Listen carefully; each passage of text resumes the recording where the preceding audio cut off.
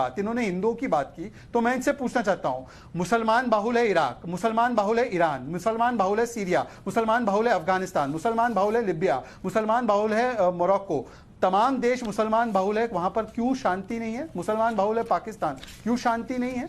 वहां पर क्यों लोकतंत्र नहीं है? और जहां पर शांति है, मतलब भारत, मतलब अमेरिका, ऑस्ट्रेलिया, वहां पर आपका क्या रुख रहता है? आपको सवाल उठाना है भारत की जो सबसे शांति प्रिय कौम हिंदू कौम है उस पर। हिंदुत्व को सुप्रीम कोर्ट ने परिभाषित करके कहा था कि ये वे ऑफ लाइफ है, ये जीने का तरीका है।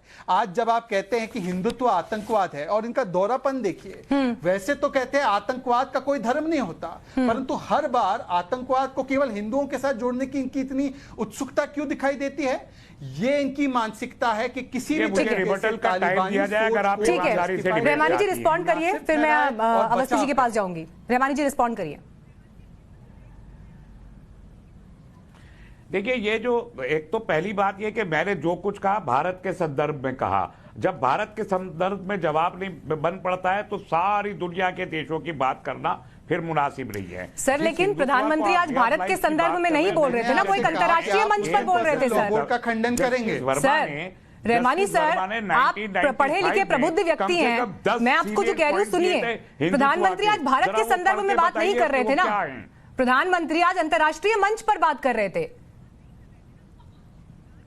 लेकिन सवाल, अगर प्रधानमंत्री अंतर्राष्ट्रीय मंच पर बात कर रहे थे तो आप उसको सिर्फ भारत के संदर्भ तक क्यों सीमित कर रहे हैं?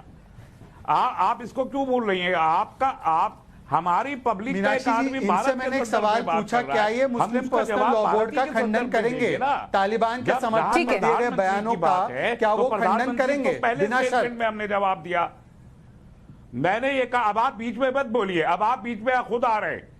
मैंने कहा कि जस्टिस मैं आपसे पूछ रहा हूं, तस्लीम रहमानी, आपसे मैं दो सवाल पूछ रहा हूं। एक, तो क्या आप खंडन करते हैं मुस्लिम पर्सनल लॉ बोर्ड के बयानात का जिन्होंने समर्थन किया? और दूसरा, क्या आपके हिसाब से तालिबान जो महिलाओं के साथ मर्यादा का खंडन करते हैं? अभी आप सबक पढ़ा रहे थे, अभी आप बीच में कूद पड़े। मैंने आपको सवाल पूछा, आप सवाल का जवाब छोड़कर पूरे दुनिया के बारे में पीएचडी कर रहे हैं। कीजिए जिसका दूसरों को सबक पढ़ा। मैं आपसे सवाल जवाब पूछ रहा हूं ना। देखिए, आप तो तालिबान के भी नुमाइंदे हैं, तो दूसरों को आप उसूल समझाएंगे। पीएफआई वाला एटीट्यूड है, ये तालिबान वाला हाथ काटने वाला एटीट्यूड है।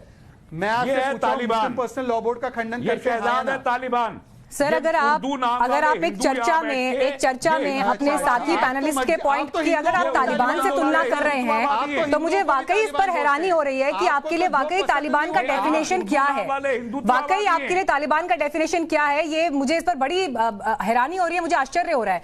अवनीश अवस्थी जी, मेरे पास इस वक्त कुछ डेटा मौजूद है, मैं ये सारा डेटा अपने पैनलिस्ट के सामने भी, अपने दर्शकों के सामने भी रखना चाहती हूँ, क्योंकि मैं नहीं चाहती कि ये बहस बहुत ही छोटे पर्सपेक्टिव तक सीमित रह जाए। मैं इस बहस को एक बड़ी तस्वीर के रूप में रखना चाहती हूं, और इसीलिए ये डेटा जो इस वक्त मेरे हाथ में, ये बहुत जरूरी है। अवनीश जी, देखिए, जो केसेस हैं अफगानिस्तान में आतंकवाद और कट्टरवाद से जुड़े हुए, 2018 से लेकर 2021 तक 42,747 मौतें हुई हैं। 42,747 2018 से लेकर 2021 तक। और अगर साउथ एशिया में हम देखें तो 2018 से लेकर 2021 तक 47,612 मौतें हुई हैं। डरिए नहीं अमेरिका, ठीक है, ये मैंने आपको बताया अफगानिस्तान को इसमें शामिल करके, यानी जो पूरे साउथ एशिया में। सर, एक सेकंड सुन लीजिए प्लीज, रहमानी साहब प्लीज सुन लीजिए, प्लीज सुन लीजिए, रिक्वेस्ट है मेरी आपसे। ये साउथ एशिया में अगर 2018 से 2021 तक 47,612 मौतें हुई हैं, और उसमें से अकेले अफगानिस्तान में 42,747 मौतें हुई हैं, तो यह आंकड़ा अपने आप में बहुत कुछ कहता है, क्योंकि इसका एक बड़ा हिस्सा अफगानिस्तान में घटित हुआ है। और इसलिए अवनीश जी, आज न सिर्फ देश को बल्कि पूरी दुनिया को यह समझने की जरूरत है कि कट्टरवाद क्या आतंकवाद में तब्दील होता है इन द लॉन्ग रन, और क्या हमें उस पर मैच्योरिटी से बात करने की जरूरत है।